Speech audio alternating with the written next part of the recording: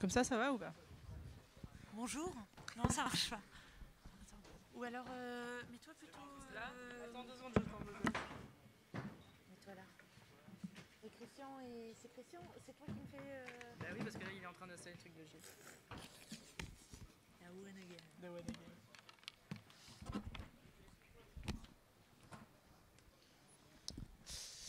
Bien, alors, bonjour, nous commençons à l'heure et nous allons être obligés de finir plus tôt parce qu'on a une grosse action dans la rue tout à l'heure. Parce que c'est la révolution. Parce que c'est la révolution des auteurs et des autrices. Bref, donc du coup, bienvenue à cette masterclass technique de coloriste. Donc ça va se diviser en 2 parties. D'abord, nous avons Elvire Decoq avec nous, qui veut bien nous faire une super démo de son travail, de sa méthode de travail en tout cas, sur Photoshop. Et après, nous aurons Gilles Harris qui nous fera une démonstration sur Clip Studio Paint. Comme ça, vous aurez un aperçu du travail de couleur sur 2 logiciels différents. Et à la fin de cette masterclass, nous avons 50 licences Clip Studio Paint d'1 an. Alors je précise, ça ne marche pas sur iPad, je préfère le dire tout de suite. Pour PC ou Mac, que nous vous donnerons uniquement aux gens qui ont assisté à toute la masterclass. Voilà, merci beaucoup. Donc on va commencer. Donc Elvire, ce matin tu étais présente à la masterclass, à la table ronde sur les coloristes. Ouais. Est-ce que ça va la façon dont je tiens le micro ou c'est pas Ça va, attends. Je vais me mettre et puis toi tu vas voilà. Donc alors, ce qu'il faut savoir, donc, est-ce que tu peux juste parler de ton matériel justement? Alors, pourquoi tu as choisi ce type de matériel? C'est effectivement c'est tout un processus. Moi j'ai commencé la couleur avec attends, là je suis pas. Oui, d'accord. J'ai commencé bêtement avec l'ordinateur et la petite tablette normale de Wacom. Et très très vite j'ai fait de la couleur numérique dès le début où je dessinais. Donc bon, comme ça fait. J'ai commencé mon activité, tout ce qui est, enfin, le numérique existait déjà, vraiment était déjà un petit peu poussé. Et puis, au fur et à mesure, les Cintiq sont apparus et j'ai fait un peu toutes les générations de Cintiq. Et c'est quelque chose, c'est un outil que j'aime bien. Bon, les tablettes écran, il y a plusieurs marques et tout. Moi, je travaille sur Wacom parce que c'est un peu construit pour durer et que ça m'a jamais trahi. Ça me permet en fait. Là, c'est une tablette ordinateur. Ouais, c'est une tablette ordinateur sur laquelle on dessine elle-même. Mais à l'atelier, j'ai une tablette un petit peu plus grande qui est connectée à un ordinateur, un poste fixe, un ordinateur normal. Mais en fait, en couleur, en mise en couleur, en fait, j'avais beau travailler sur numérique, j'ai toujours recherché un petit peu le geste. J'ai toujours eu la quête d'avoir l'impression d'être sur papier alors que j'étais sur tablette. Donc en fait, toutes mes méthodes de mise en couleur que j'ai mises au point étaient toujours dans le but de casser un petit peu la froideur et le rendu numérique de Photoshop. Et donc effectivement, la Cintiq en elle-même, le fait d'être comme ça et de travailler, d'avoir l'impression d'être sur un papier, c'était l'outil qu'il me fallait à moi. Après, on est tous différents et tout. Sur le numérique, chacun a besoin de choses un petit peu différentes et ce qui me correspond à moi ne correspond pas forcément à tout le monde. Parce que par exemple, la tablette immense que tu as donc à l'atelier, c'est ta solution non mobile. Et ça, ça me permet de bosser. C'est la solution mobile. Voilà, ça me permet de travailler un petit peu à la maison et tout, la portabilité. Donc il y a des gens qui vont choisir la portabilité, donc ils vont peut-être aussi se diriger vers l'iPad Pro ou la Surface Studio, des choses comme ça. Et puis c'est vrai qu'effectivement le Wacom qui nous prête son matos, donc on les remercie aujourd'hui. Wacom, c'est du matos qui est assez solide, qui est assez cher, on va pas se le cacher, c'est hyper cher. Après, au niveau investissement, c'est vrai que ça peut durer. Ouais, moi, c'est effectivement c'est un investissement à faire, mais la qualité est là et c'est vraiment un outil professionnel, moi qui me correspond parce que tout était intégré, les profils colorimétriques. En fait, moi, ce que j'aime bien avec cette tablette, c'est qu'on peut faire tout de A à Z. Voilà, c'est ça. Moi, j'ai jamais aimé. Je fais dans la couleur, il y a des gens, ils aiment bien un peu jongler, ils aiment bien un peu se débrouiller. Donc moi, j'aime bien. Voilà, je fais partie des gens quand elles achètent une boîte d'aquarelle qui achètent toutes les couleurs pour pas devoir les mélanger parce que ça m'embête. Voilà. Alors voilà. donc, je sais pas, il y a les mélangeurs et les non-mélangeurs. Moi, je suis déjà la façon dont tu organises ton espace de travail là sur Photoshop. Voilà. Moi qui l'utilise aussi, ça m'interpelle. Donc les calques complètement à droite. Ouais. Après ça, c'est une question de, c'est quelque chose qui va se faire un petit peu sur la longueur en fonction de l'endroit où c'est plus pratique de cliquer. Donc par exemple ici dans cette zone-là, j'ai mes calques. Ici, moi je ne travaille plus avec des brushes Photoshop ou très peu. Alors les brushes Photoshop sont ici, hein, donc ça c'est tous les brushes que je n'utilise plus. Moi je travaille avec des outils prédéfinis qui sont en fait des brushes qui ont des paramètres spécifiques. Et en fait, pour être honnête, quand je mets en couleur, maintenant j'ai juste 3 outils en fait, parce que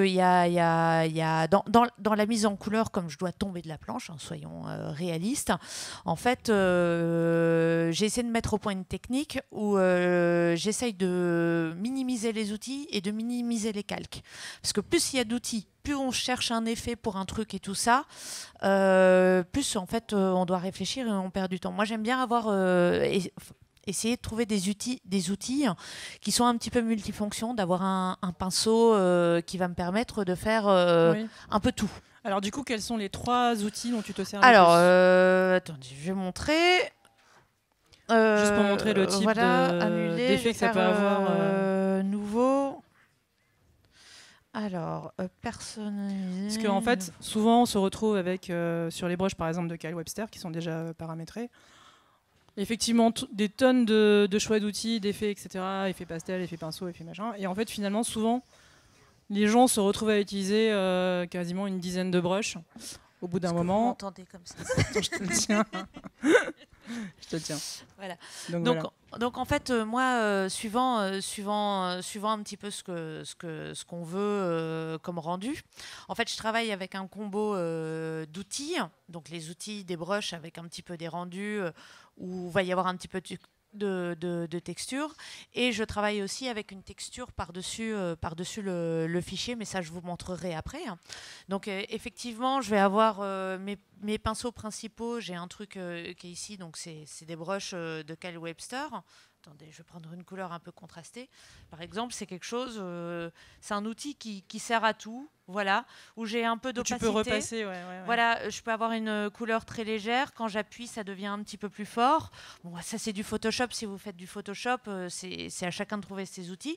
Mais en fait, il est rond. Ça me permet d'avoir quelque chose d'un peu à plat et d'avoir un petit peu texturé pour les visages. Et en fait, zut, attendez. Alors oui, par contre, toi, les raccourcis clavier, tu te sers beaucoup plus du clavier que certains qui utilisent plutôt les touches de la web comme ça. C'est vraiment particulier aussi à chacun, à chacune. Voilà. Ce qui va avoir, alors c'est pas spectaculaire, j'imagine, derrière l'écran, mais en fait, on va pouvoir avoir des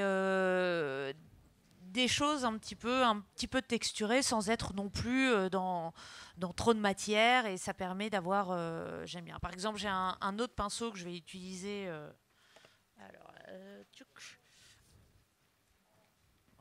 Ok.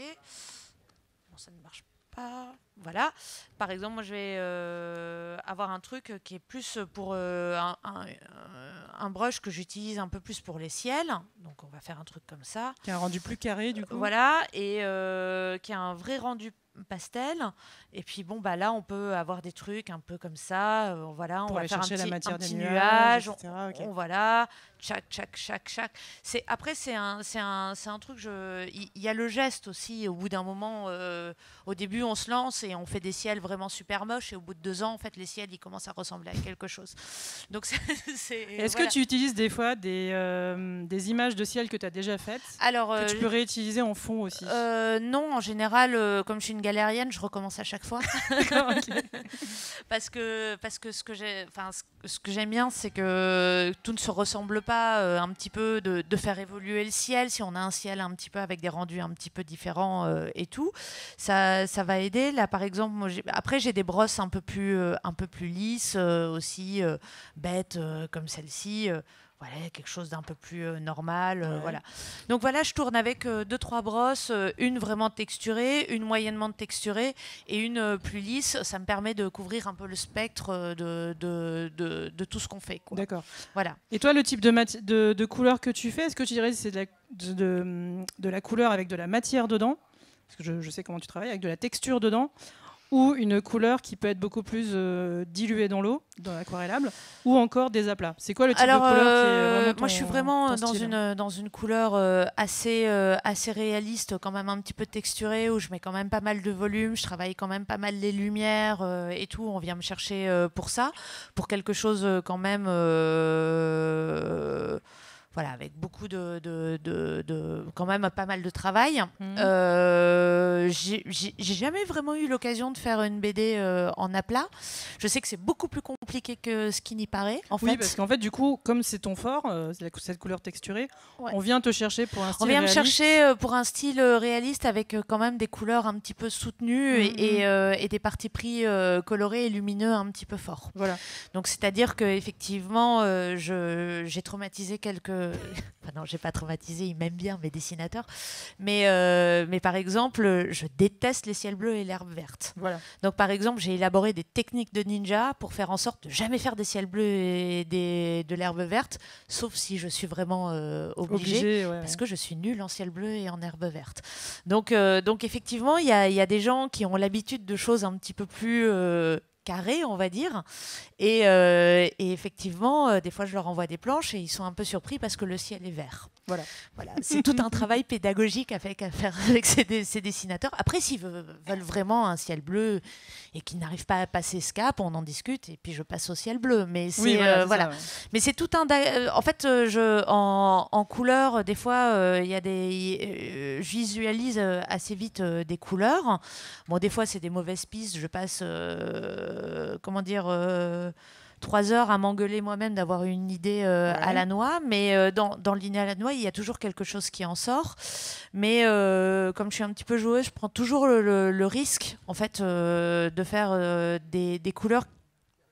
Je prends le risque de faire des couleurs qui ne sont pas forcément des fois dans la norme. Oui. Et effectivement, si le dessinateur n'aime vraiment pas, on retravaille le truc. Oui. Mais je pense que des fois, ça vaut le risque quand on a une idée un petit peu originale ou un truc, de tenter le coup parce que quand même, 2 fois sur 3, voire plus. En fait, j'ai des dessinateurs qui me disent « Ouais, j'ai reçu la planche, j'ai été surpris. » J'ai fermé Photoshop, je suis allée faire un tour, j'ai rouvert et j'ai fait « Ah ouais, mais en fait, ça va, quoi. » Voilà. Donc, en fait, des fois, il faut pas hésiter à tenter des trucs. Bon, après, on en discute au début. Avec, en fait, c'est... Est-ce que des fois, tu fais une pré-proposition Non. Enfin... Parce que des fois, les dessinateurs et les dessinatrices, ils ont un truc en tête. Et en fait, quand tu sors de ce qu'ils ont prévu, ils ont du mal, quoi. Alors, c'est un petit peu cadré parce qu'on fait quand même des essais au début de l'album. Voilà. Donc, tu fais des propositions. Rémunérés, non rémunérés, voilà. Les essais, c'est difficile. Une fois sur 2, ça dépend. Voilà, voilà, donc je vais fermer ça. Oui, on va rouvrir la planche. Voilà, ouvrir. Ah oui, je voulais aussi qu'on parle de la façon dont tu ordonnes tes calques. Parce que moi, je suis aussi prof à côté là, en bande dessinée, et j'ai des élèves qui font 10 000 calques.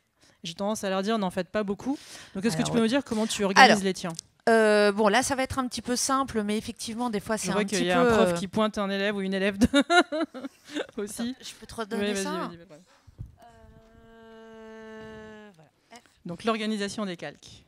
Alors, moi, effectivement, je prône la simplicité parce que, bêtement, au bout d'un moment, quand on ne sait plus où et quoi sur un calque, en fait, on perd un temps phénoménal. On dit ouais, c'est là, ah ouais, mais alors là, attends, ce livre, il est sur ce truc, il est sur ce calque, mais l'étagère est sur un autre, donc si je fais une ombre, je dois changer de calque et tout. Moi, j'aime bien que quand je fais une ombre, je couvre tout ce que l'ombre recouvre, que je ne doive pas faire l'ombre sur des calques différents parce que... Alors, en règle générale, cette planche n'est pas forcément représentative. Alors, est-ce que vous la voyez bien ? Donc il y a un fond coloré, je vois, tout en bas. Je fonctionne en général avec un Donc attends, on va tous les effacer. Hein. Est-ce que tu les as nommés d'ailleurs ou pas du tout? Alors, toujours nommer ces calques. Si vous nommez pas les calques, vous n'arriverez à rien dans votre vie. Voilà. Non, mais en fait, ça vous simplifie la vie. Bon, effectivement, si vous travaillez avec 2 calques, calque 1, calque 2, ça va, c'est pas forcément nécessaire. Mais on rajoute toujours un petit truc, et 1, 2, 3, et puis sans s'en rendre compte au bout d'un moment, et ça vous simplifie la vie. Ça prend 3 secondes de faire perso, bibliothèque, fond et tout, et puis en fait, on s'y retrouve. Donc, tu as fond, tu as éléments de décor et perso. Bon, ici, là, donc c'est un album, donc c'est Cisco, le dessinateur, c'est Thomas Legrain, le scénariste, c'est Bennec, donc c'est du réaliste, un peu espionnage et tout, dans une tradition franco-belge, un peu Largo Winch et tout, donc il faut des couleurs réalistes qui partent pas forcément dans tous les sens. Donc moi, je travaille avec une aplatiste ici, Meret Jepsen, et donc elle va me préparer les planches parce que sinon j'y arriverai pas sans elle. Donc moi je fonctionne par plan. C'est-à-dire que en gros j'ai un plan personnage, donc les personnages sont sur un calque. J'ai un plan ici, bon là c'est le fond, j'ai un petit peu tout fusionné parce que j'y suis allée un peu comme une barbare, donc il y a le plan. Et là, c'est pas forcément le cas, mais en général, je vais faire un fond ciel. Attendez, excusez-moi, là il n'y a pas de ciel, mais le ciel, là, c'est pour ça, oui. Le ciel, s'il y avait effectivement à l'extérieur le ciel, je ferais un ciel. En fait, le ciel me permet, s'il n'y a que le ciel, de faire des nuages comme ça. Je peux donner des grands coups de pinceau et tout, retrouver un geste. Et en fait, ça va me permettre, je fais mes aplats, je pense plan par plan.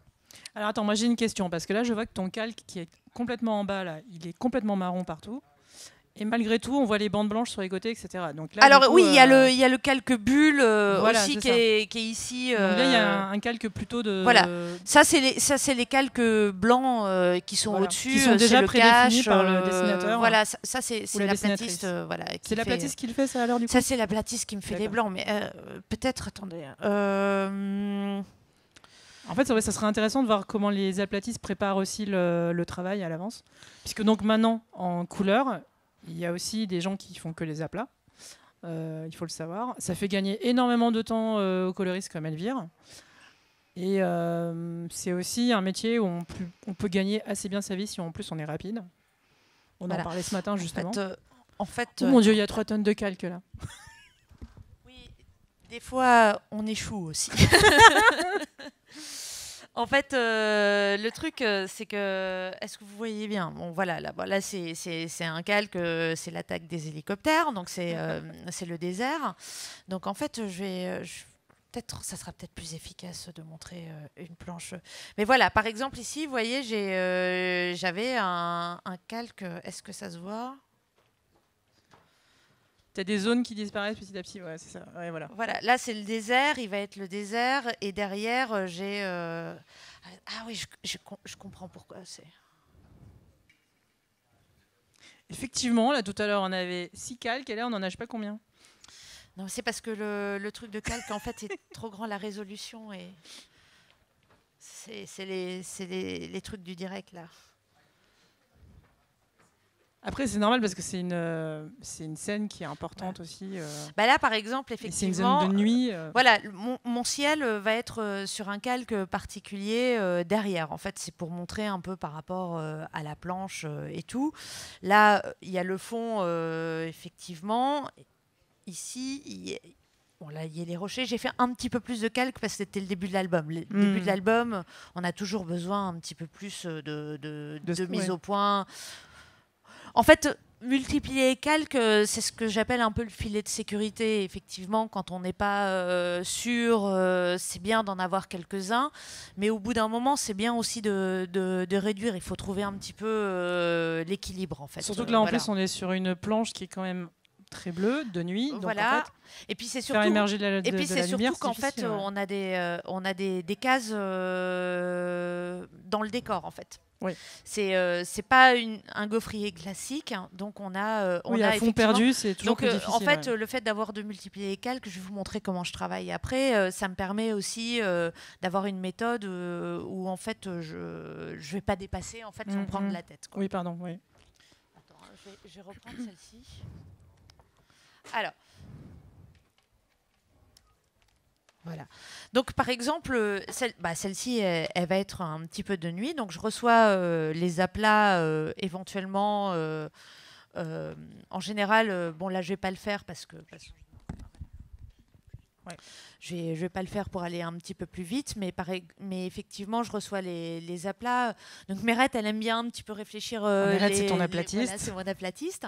Mérette aime bien, pour pas non plus être dans un travail qui est un peu rébarbatif, elle aime bien un peu sélectionner des couleurs, mais si elle n'avait pas envie de sélectionner des couleurs, ça serait pas grave. Oui, en fait, peu importe les couleurs qu'elle met en aplat, de toute façon, après, tu les resélectionnes voilà, et tu les changes. De toute façon, voilà, par exemple... donc on va faire comme ça, on va enlever la sélection. Voilà, lui, je sais que dans les instructions, donc j'ai les instructions de mon dessinateur aussi qui me dit comment il est habillé et tout. Donc voilà, on va changer le truc. Ça c'est la base, hein, mais voilà, il va avoir un jeans bleu. Et bon, lui, il va être un petit peu comme ça. On peut changer la couleur de peau, l'atténuer légèrement aussi. Je travaille principalement, moi... avec des raccourcis clavier avec des raccourcis clavier, mais un peu en tradi. Je travaille jamais avec des sélections, je travaille qu'avec des aplats, parce que les sélections, j'ai jamais réussi. Après, c'est juste une question de méthode. Il y en a qui vont peut-être. Voilà, il y a des gens qui travaillent qu'avec des sélections. Voilà. En fait, les sélections dans Photoshop, c'est des zones qui sont définies et on va chercher une sélection qui va sélectionner une zone et on va peindre dedans. Moi, je préfère des aplats parce que c'est plus visuel et voilà. Donc effectivement, on va changer le truc. Et là, par exemple, la scène de nuit. Par contre, là, je vais utiliser tous les filtres de Photoshop pour changer un petit peu les choses. Voilà. Donc voilà, donc là on est dans une scène de nuit et là je vais utiliser les avantages de Photoshop.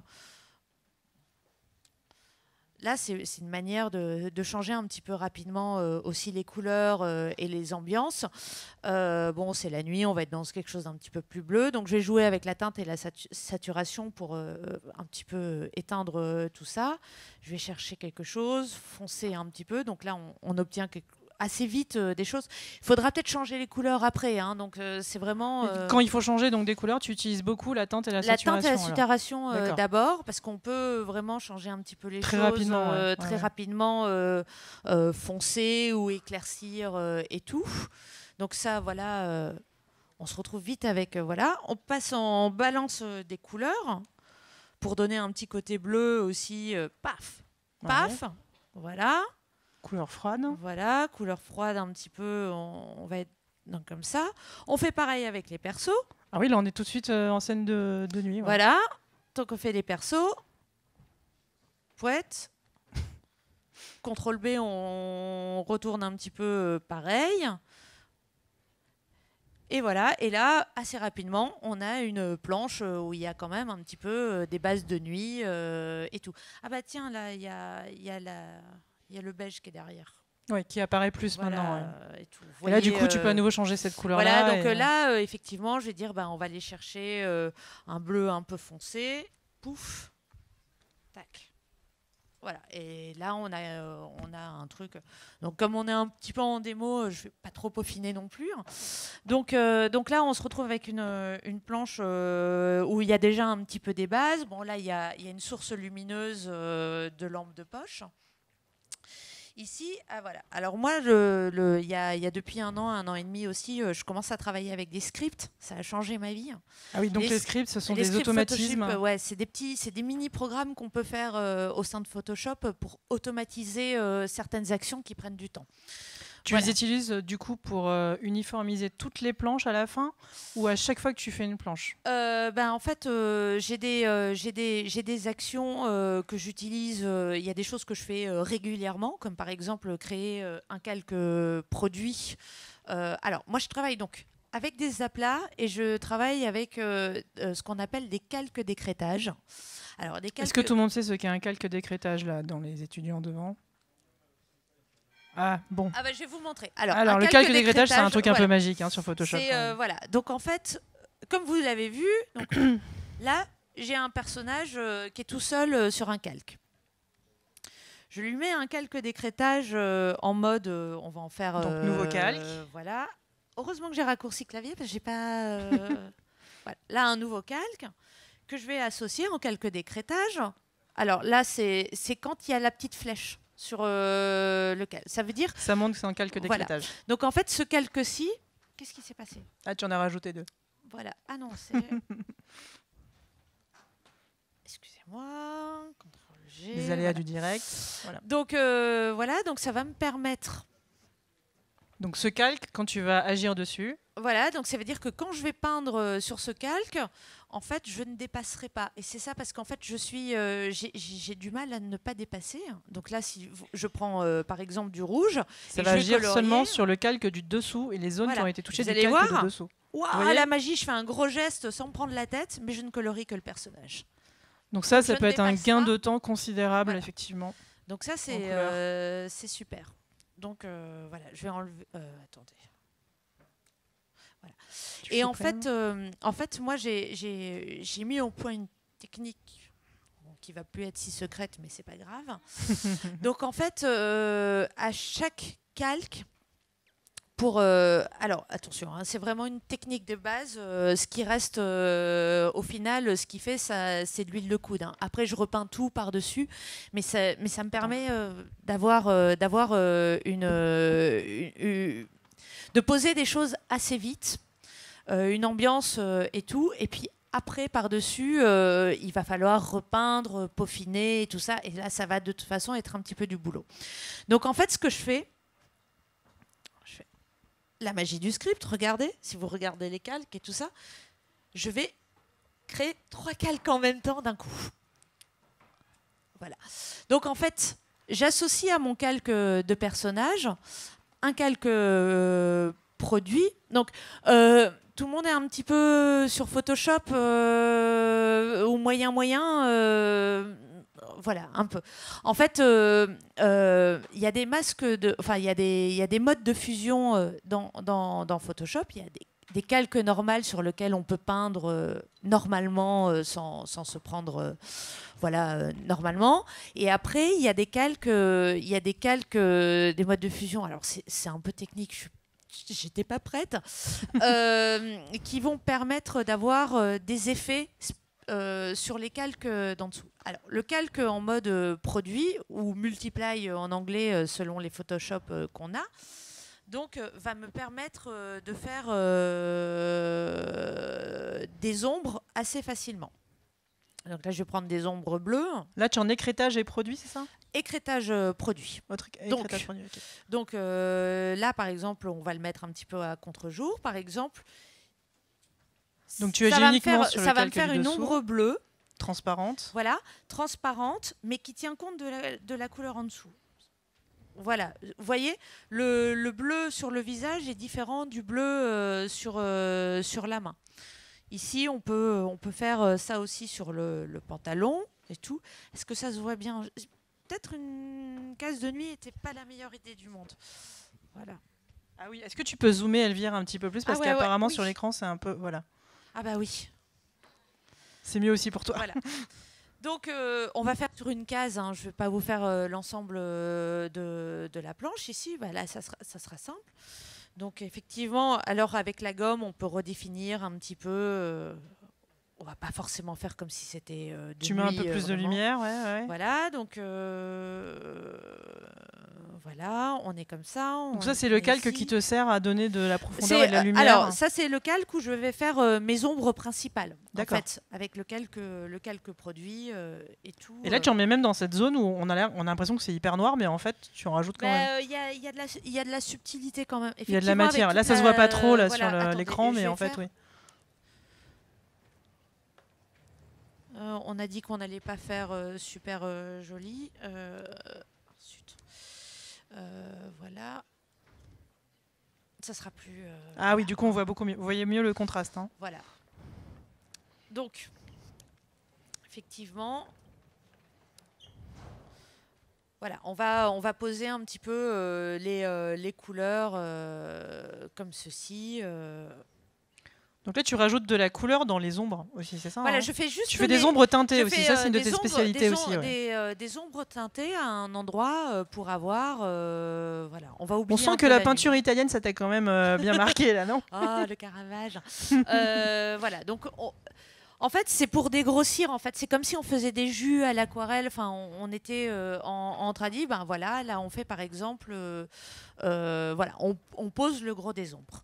Après, j'ai un calque en incrustation au-dessus, où je vais prendre un pinceau un peu plus grossier qui va faire des. Il est là. L'incrustation, contrairement au produit, va plutôt éclaircir les choses en fait. Quand on repasse par-dessus, voilà, ça permet un petit peu de... Voilà, Et là, on va donner... Ah, zut. Là, on va éclaircir un petit peu derrière. En fait, on donne un petit peu de subtilité aux ombres et tout. Et on va avoir effectivement... Finalement, en quelques gestes assez simples, paf, des ombres, un peu d'éclairage. On va faire... et voilà, et on a posé des choses. Après, ça, c'est que le début. Parce que moi, ça c'est que le personnage, là, en l'occurrence. C'est que, en fait, moi, j'ai mis ça un petit peu au point parce que ça me permet d'avoir... en fait, ce que je viens de faire sur cette case, je le fais sur toutes les cases de la planche. Et ça me permet de commencer la planche avec une certaine uniformité. Je ne vais pas faire case par case. Et tout. Au début, quand j'ai commencé, je faisais vraiment case par case.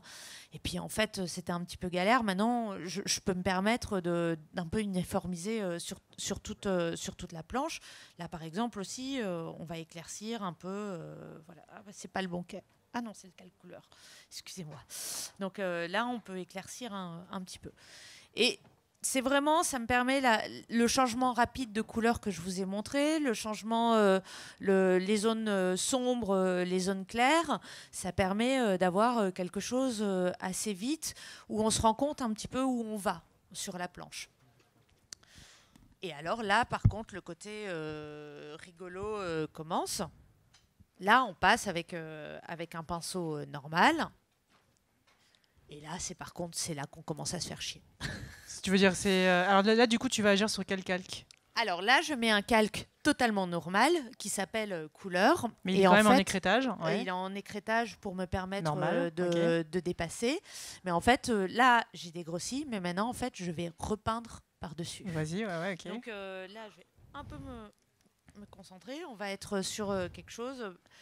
Alors moi, je travaille à la pipette. Donc en fait, toute cette technique que je viens de mettre au point me permet aussi de définir une palette coloris sur la planche dans son ensemble. Donc tu commences par une case, tu cherches tes teintes sur cette case, et après de cette case, je permets, là, tu vas définir ta palette. Là, on a une couleur de peau claire qui va être la couleur un petit peu haute. Là, c'est la couleur foncée qui va être légèrement teintée. Le manteau ici, il y a plusieurs couleurs. Et en fait, moi, je travaille vraiment à la pipette. Je ne me fais pas une palette à côté où je vais récupérer les couleurs. Je récupère les couleurs, je cherche mes couleurs dans la case elle-même, en fait. Oui, oui. Donc, en fait, du coup, ça te permet de jamais sortir de ta gamme de couleurs. Voilà, ça me permet d'avoir quelque chose d'assez cohérent. Et ça me permet aussi d'avoir quelque chose d'un petit peu cohérent à l'impression, aussi parce qu'en fait, mes couleurs, comment l'expliquer ? Mes couleurs sont liées l'une entre elles, en fait. C'est-à-dire que ça me permet, même si jamais il y a un petit accident à l'impression que ça ressort un petit peu plus vert ou un petit peu bleu, comme tout est connecté ensemble, ça sera un petit peu plus vert cohérent ou un petit peu bleu cohérent. Il n'y aura pas une couleur qui va péter les plombs au milieu de toutes les autres. Et là, effectivement, après, là, c'est effectivement ce que je commence à faire. Je le fais... pour toutes les cases. Pour toutes les cases, pour les meubles, pour les personnages. Mais là, pour le coup, là, il n'y a plus de trucs, quoi. Du coup, c'est vraiment de c'est un automatisme. Non, c'est de la peinture comme si j'étais sur papier, voilà, en fait. ça, ouais. Donc, pour progresser, c'est juste de l'entraînement, quoi. Donc... Parce que du coup, on est d'accord que, par exemple, là, tu as transformé la planche en planche intérieur nuit. Okay. Ouais. Bon, c'est plus vraiment intérieur nuit. Oui, mais du coup, c'est vrai que intérieur nuit, on a l'impression que tout est de la même couleur, de la même teinte. Ouais. Du coup, en général, tu arrives à donner vachement de subtilité dans la couleur aux différents éléments. Je sais parce que tu travailles beaucoup avec des gris colorés. Aussi, donc, oui. Donc là, par exemple, là, tu vas sculpter, par exemple, plus le là, visage. Je vais commencer à sculpter. Bon, c'est les reliefs. Je fais un visage parce que c'est ce qui est le plus facile pour moi en vous parlant en même temps, parce qu'on ne va pas se lancer dans quelque chose de trop complexe non plus. C'est voilà, en fait je parle de ça parce que je pense que c'est important au début quand on se lance. Au début, mes premières planches colorées, j'y allais, je me lançais, c'était cacophonique et tout. J'arrivais à un résultat et tout, mais j'avais plus l'impression de livrer un combat.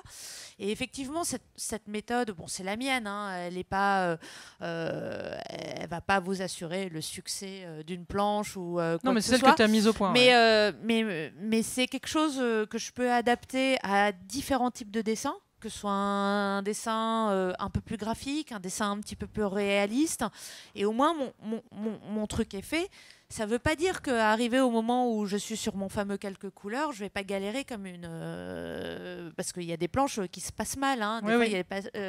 Mais au moins, ça m'assure un petit peu un cadre. Ça me permet aussi d'avoir plus ou moins la même méthodologie, parce que je travaille sur plusieurs albums en même temps. Ça me permet un petit peu de pas faire trop de schizophrénie entre les albums. Donc je peux dérouler et du coup mon calque là quand je repeins, c'est le moment où je vais vraiment m'adapter au trait du dessinateur ou de la dessinatrice. Et c'est là que je vais commencer à mettre un petit peu des subtilités. C'est que là, c'est à ce moment-là que les albums différents que je fais vont prendre leur spécificité. D'accord. Mais pour le coup, j'ai vraiment une approche au moment où je repeins. Alors, il y a les avantages Photoshop. Je peux utiliser effectivement je peux utiliser tous les filtres et tout, mais la base de mon travail, ça reste quand même avec mon geste, comme si j'étais avec un vrai pinceau sur une vraie feuille, et de donner quand même un petit peu de matière à mes personnages, à mes décors et tout. Donc, effectivement, alors à une main, ça va être compliqué, mais... Voilà, ça, on va pouvoir faire un peu émerger les choses. Je récupère. Voilà. Toujours à la pipette. Toujours à la pipette. Ouais, c'est pipette permanente. Par exemple, ici, en jouant avec l'opacité, je vais avoir. Tac, tac.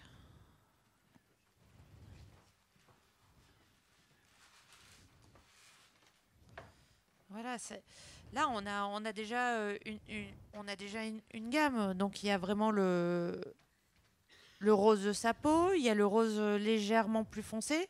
Ça se voit les subtilités ou pas ? Oui, à peu près. Voilà, là on va avoir quelque chose d'un peu plus foncé, tac tac. Et la valeur, voilà, la plus simple, on a déjà une jolie gamme là, en fait. Et c'est 3 coups de pinceau. Et t'as pas besoin, toi, de la mettre sur un côté de la planche, je sais pas quoi. Non, je la mets pas. Voilà, c'est ça. En fait, après, si vous avez besoin de le faire, faut pas hésiter, hein, quoi. Si ça vous aide, mais ça en fait, y a quelque chose qui est. Quand on est sur papier, si vous avez tous dessiné sur papier, quand on est sur papier, souvent il arrive des accidents. Des petits hasards. Des fois, c'est horrible parce que ça fout tout en l'air. Mais des fois, il y a des accidents en aquarelle et tout. Il y a des choses qui ne se passent pas comme prévu. Et soudain, il y a quelque chose qui apparaît qu'on n'avait pas forcément envie de faire sur la planche. Et on se dit, oh la vache, j'aurais jamais pensé, mais voilà, ça m'ouvre et tout. En fait, moi, j'ai mis au point cette technique parce que des fois, j'ai des accidents avec cette technique. Donc, effectivement, je vais utiliser la mauvaise couleur, je vais donner un coup, et puis en fait, je vais dire, ah, mais oui, mais en fait, cette mauvaise couleur-là, c'est la couleur qu'il me fallait. Et j'ai essayé de mettre au point une technique pour générer un rapport au numérique, un peu comme si j'étais sur papier. Mais avec les avantages du numérique, parce qu'on peut faire des sophies, parce qu'on peut revenir en arrière, parce qu'on peut faire toutes ces choses-là. Et donc tu laisses les accidents arriver pour j'essaye de laisser les accidents arriver. Et puis, voilà. Bon, là, on va effectivement terminer un peu le visage. Donc, je travaille avec des brushes qui ont... Enfin, des outils qui ont un peu de texture et d'opacité. Et voilà, c'est pas évident de le faire devant tout le monde, hein, donc on va pas être dans... De toute façon, on te demande pas d'être exact. Voilà, donc, c'est juste faire des petites démos. Voilà, donc c'est voilà, on a posé le truc. Après, il faudra peaufiner et tout, mais voilà, on a voilà, mais vous voyez, il y a des petites subtilités. On est Enfin, il y a des accidents. Il y a des petits trucs où c'est pas tout régulier, et voilà, on a un petit peu ces espèces de petites choses qui vont donner un peu de présence à la couleur et voilà. Après, ce qui est bien à la pipette, on récupère comme ça une couleur. Moi, j'ai mis en raccourci, je fais apparaître mon truc ici, je peux sélectionner un petit peu mon bleu ici par rapport à l'autre. On va revenir parce qu'on est un petit peu la nuit, voilà. Là, c'est un dessin où il y a quand même beaucoup de noir aussi. Il y a des hachures pour creuser de la matière. C'est un dessin poussé. C'est un dessin poussé. Mais du coup, qui demande... c'est un dessin poussé, mais qui demande des couleurs poussées aussi. Est-ce qu'il y a des dessins, parce qu'en général, tu bosses plutôt sur des trucs réalistes, hein, on va pas se gâcher. Ouais. Du coup, quel type de dessin tu préfères coloriser ? Ce type de dessin avec de la matière, de la hachure ou des zones noires En fait, ça dépend. Là, c'est effectivement sur Cisco, il y a sur Cisco, j'ai vraiment un rôle un peu de chef, opérateur, directeur de la photo comme au cinéma. Ouais. Donc je vais vraiment la nuit, les éclairages, il y a des choses. Les planches fonctionnent déjà bien comme ça, donc moi je suis vraiment sur un soutien vraiment d'effets, de couleurs, d'ambiance. Il y a des fois des dessins qui demandent des couleurs plus narratives, en fait. On va être moins dans quelque chose d'esthétique. Enfin, sur Cisco, on est quelque chose... voilà, on n'est pas dans l'illustration, mais il y a quand même quelque chose qui est de cet ordre-là. Mais effectivement, sur certains albums, on va être plus dans un soutien à la narration, où vraiment la couleur va devoir... juste guider le regard, amener vraiment. Donc on va être sur des choses avec du clair, du foncé, et mettre la lumière sur quelque chose qui est peut-être dans l'ombre, mais voilà, en disant là, c'est comme une grosse flèche, et donc on va faire circuler le regard un petit peu sur des choses. Attendez, en plus, il faut dire que là, Cisco, c'est le combienième tome que tu je crois que c'est mon 6e album avec Thomas, mais donc ça veut dire c'est le 3e tome de Thomas. Mais vous n'avez même plus besoin de vous concerter parce que tu connais super bien son dessin. On se concerte et tout, on essaye un peu, on va pas devenir il y a encore de la concertation. On va pas devenir un vieux couple, donc c'est pas parce qu'on a fait 6 albums ensemble, à chaque fois j'essaye de faire un petit truc en plus, de surprendre. Enfin voilà, c'est parce qu'en fait ce qui est chouette un petit peu quand on gagne du skills, enfin quand on gagne, quand on avec progresse, que ça vient. Ouais. Voilà, quand on progresse.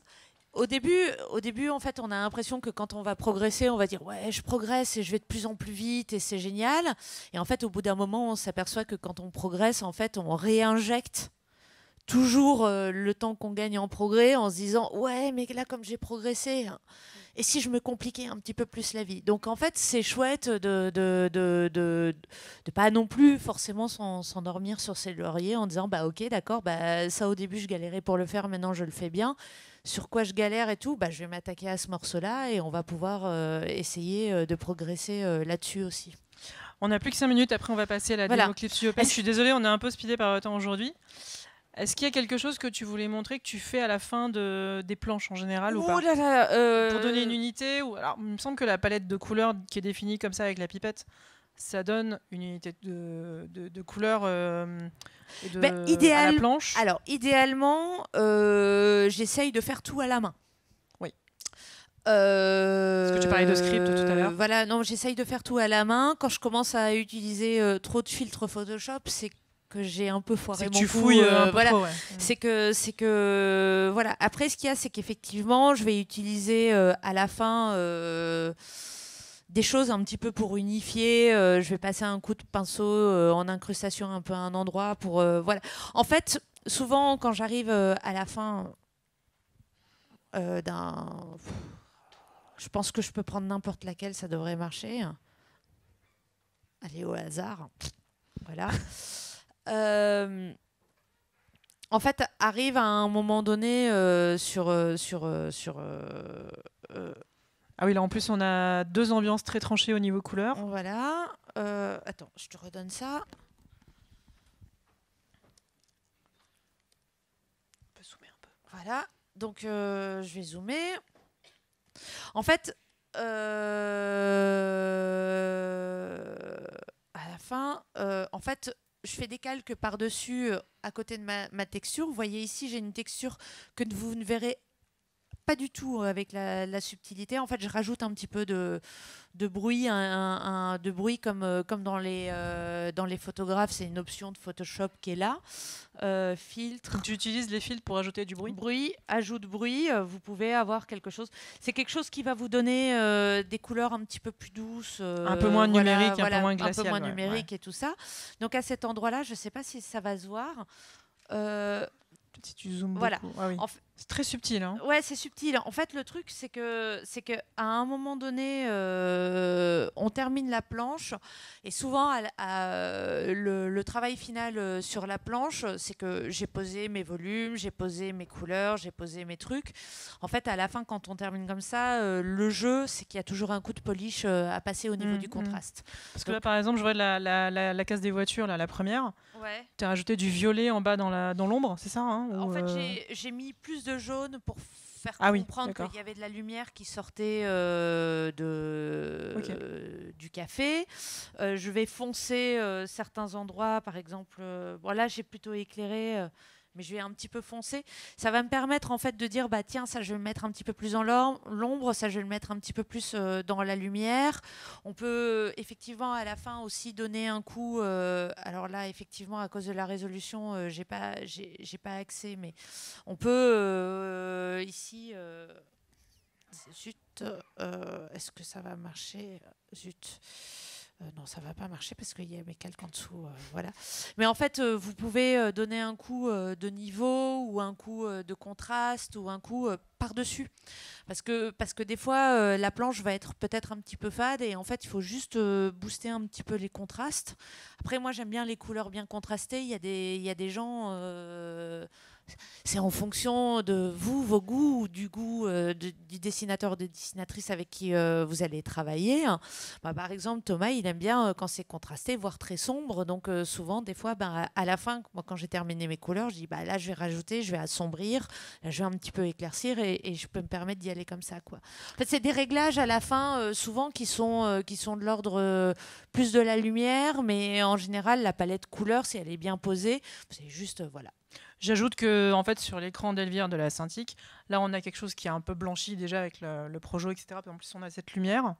Il y a beaucoup plus de subtilité effectivement à l'écran que même là. Donc voilà.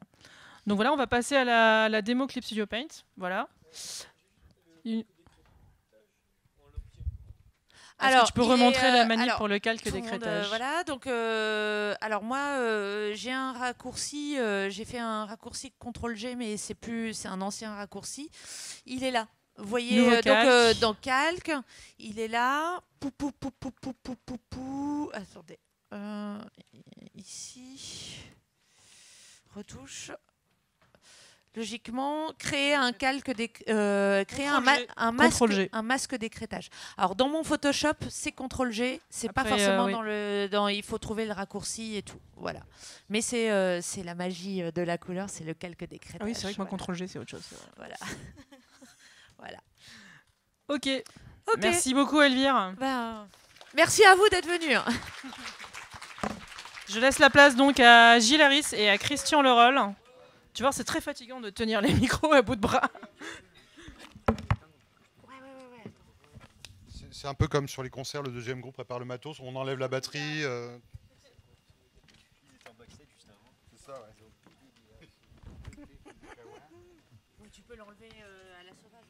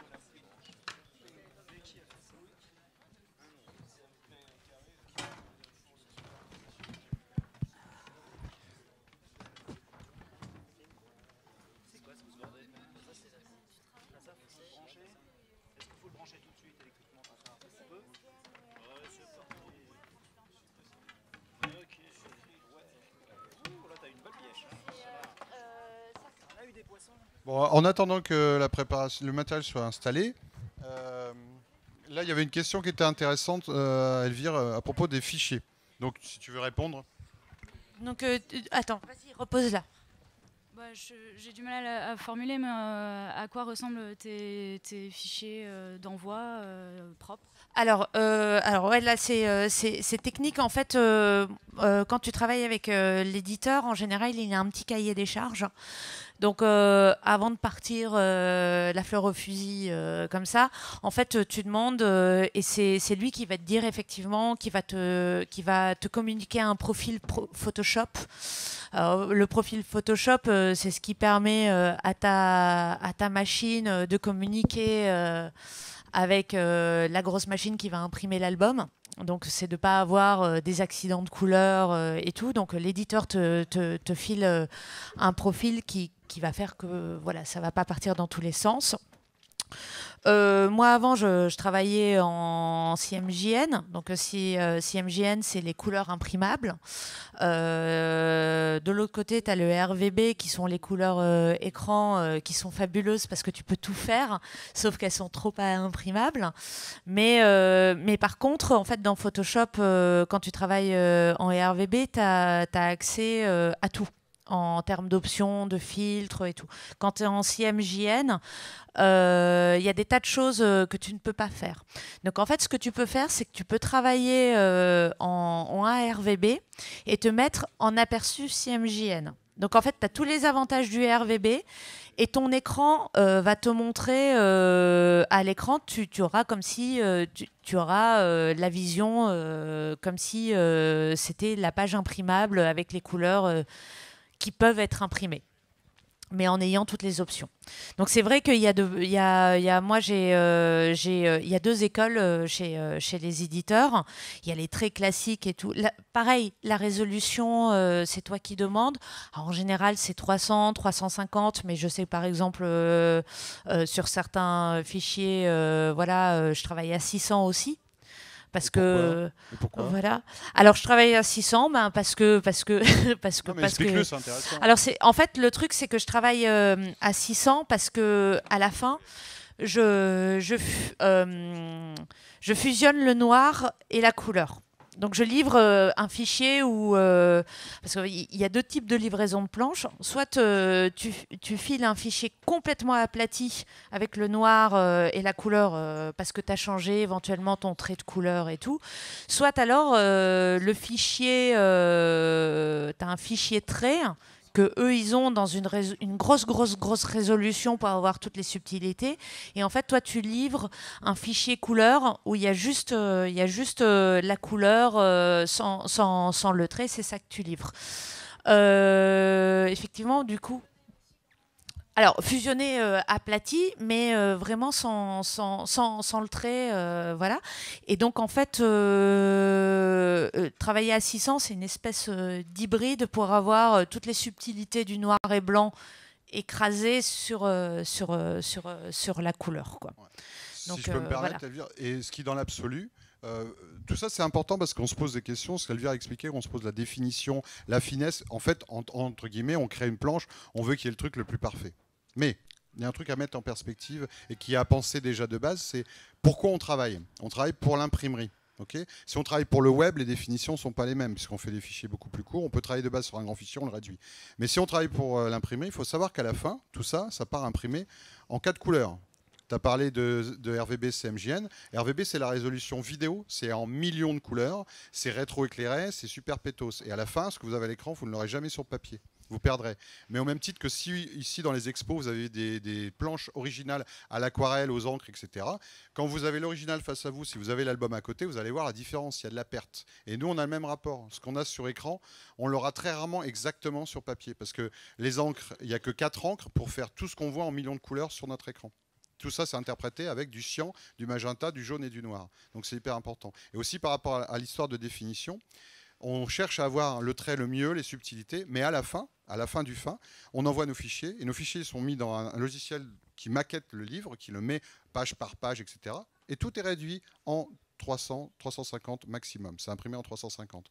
Donc il y a aussi cette logique-là, quand on est en train de faire des fichiers lourds, des gros machins et tout, il faut quand même toujours penser où ça va à la fin. On essaye de tirer au mieux, mais de toute façon, on aura une perte évidente. Et c'est un espèce de consensus du coup. Il y a des fois, il y a beaucoup d'auteurs qui râlent en disant « Mais j'ai pas ce que j'avais à l'écran, machin. » Mais oui, mais tu t'es tellement focalisé au pixel près que le pixel près, tu l'auras jamais imprimé au format de l'album, avec une encre spéciale qui va sécher sur un papier. Selon le papier, la couleur et l'encre en général va réagir différemment. Voilà. Mais effectivement, le truc, moi, j'ai bien réussi à calibrer ma tablette à l'atelier, donc j'ai jamais eu vraiment de mauvaises surprises. En général, quand l'album sort, je fais OK, c'est bon, il y a une petite très léger et tout. Mais effectivement, tu peux avoir, par exemple, des collègues, dessinateurs ou scénaristes, qui sont effectivement pas très forts en informatique et qui ont des réglages d'écran catastrophiques, quoi.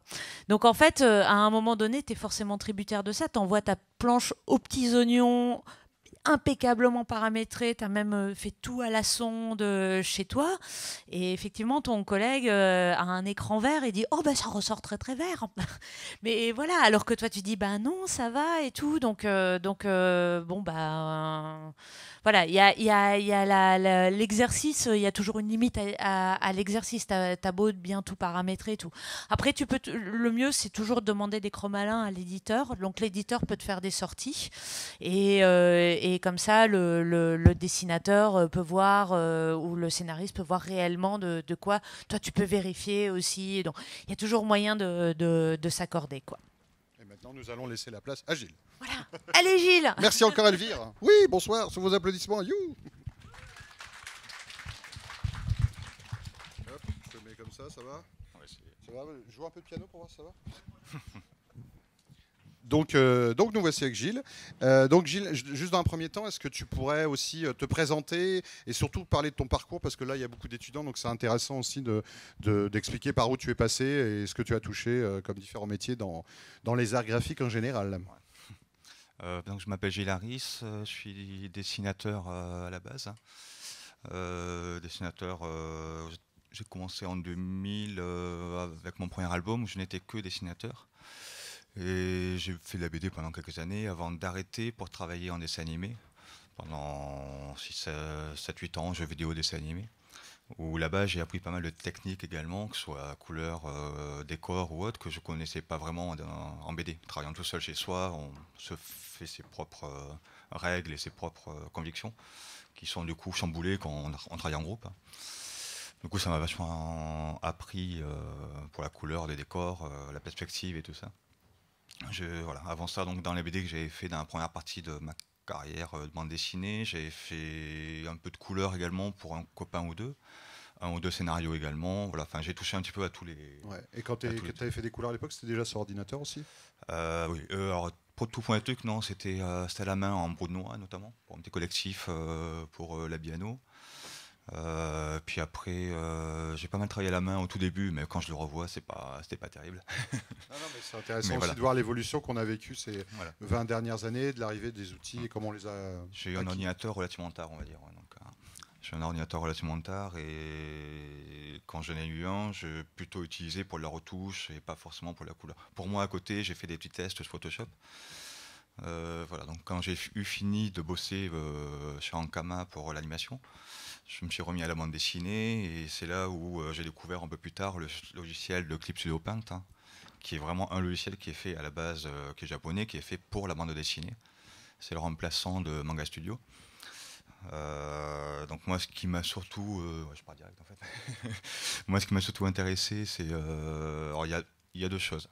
Pour la bande dessinée, il y a ce qu'on a sur l'écran là où on a vraiment le montage direct de toutes les planches. Il y a un seul fichier à ouvrir et on a tout l'album en visu, quoi. Ce qui permet déjà de ne pas aller farfouiller dans des dossiers où on ne sait pas trop où on est. Parce que par exemple, quand on est dans Adobe, dans Photoshop, on a un autre logiciel qui s'appelle Bridge qui permet d'avoir ça. Mais ça veut dire qu'on a déjà deux logiciels qui font tourner l'ordinateur. Et voilà, il faut juste remettre dans le contexte aussi.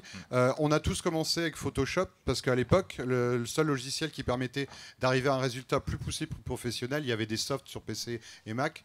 C'était pas terrible. Et en fait, de base, Photoshop, c'est absolument pas fait pour les dessinateurs, entre guillemets. C'est un logiciel de retouche photo, d'image. Et en fait, on est tombé dessus au fur et à mesure des hasards, nos générations, en disant bah oui, il y a des outils crayons, etc.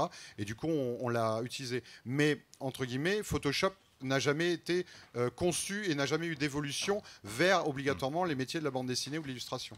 Donc, alors que là, Clip Studio, tu peux en parler justement. Ouais. C'est la différence. Surtout qu'à l'époque, il y avait Photoshop, il y avait Painter aussi, qui du coup lui était vraiment fait pour la peinture, pas pour la BD non plus, mais pour la peinture, où il y avait, contrairement à Photoshop, la couleur quand elle se mélangeait naturellement.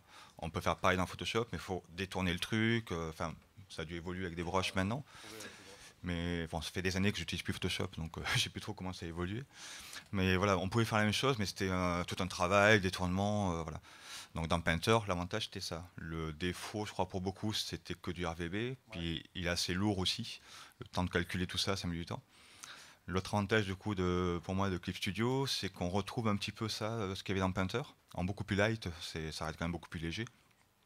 La couleur peut se mélanger naturellement, on peut tout régler. Bon, moi je fais pas trop en fait, j'utilise des broches de base qui me conviennent. J'ai pas encore pris le temps, comme ce qu'on disait ce matin, il faut du temps pour tester les choses, de tester ça. Mais on ouvre une broche et il y a plein de paramètres. Attends, je vais peut-être ouvrir une page. Bah oui, ouvre une page et montre-nous un petit peu comment toi en mettant aussi en avant les choses intéressantes par rapport à Photoshop ou ce que apporte Clip. Après, moi je dirais qu'en dehors de ça, c'est relativement proche de Photoshop. Moi j'en parle avec pas mal d'auteurs. Passer un peu lourd. J'en parlais avec pas mal d'auteurs qui ont du mal des fois, enfin qui n'ont pas encore passé le cap, qui sont sur Photoshop et qui n'ont pas passé le cap à aller sur Painter, qui ont envie mais voilà, qui doutent encore, ils ont leurs habitudes, dont Christian, à bosser sur Photoshop. Mais voilà, au final, c'est relativement proche, on retrouve assez facilement les mêmes réflexes en fait. Donc, Gilles, j'ai vu que la page, elle avait mis un certain temps à s'ouvrir. Tu peux dire en quelle définition, comme on en parlait avant, en quelle définition tu travailles et explique-nous un peu pourquoi. Moi du coup, donc je suis auteur, là-dessus, je fais mon dessin et ma couleur. Et j'ai tendance à tout faire en parallèle en même temps en fait. Dès le crayonné, je commençais à mettre la couleur, tout ça. Donc du coup, là je travaille à 800 dpi pour que l'ancrage soit relativement fin, quoi. Enfin, moi en tout cas au toucher. J'avais essayé d'abord à 400-500 dpi et la sensibilité pour l'ancrage n'était pas du tout, enfin pour moi n'était pas bonne, quoi. Le juste milieu, ça a été trouvé à 800, donc ça a alourdi le fichier. Mais du coup, je travaille tout en même temps. Donc là, par exemple, ton fichier, il pèse combien? Il fait combien de mégas? Alors là, enfin, en moyenne, tu sais que tes fichiers, ils font... Là, je suis dans du 380-400 mégas. Quoi. Chaque fichier fait autour de 400 mégas. Quoi. Dans ces eaux-là, ouais, pour la partie donc, de travail. Après, évidemment, il y a l'export qui est plus léger. Enfin, on en parlera après. Donc voilà, à la base, donc, je travaille tout en même temps. Je dessine également sur le logiciel, sur Clip Studio. Je travaille à la main maintenant quasiment que pour la partie découpage du storyboard.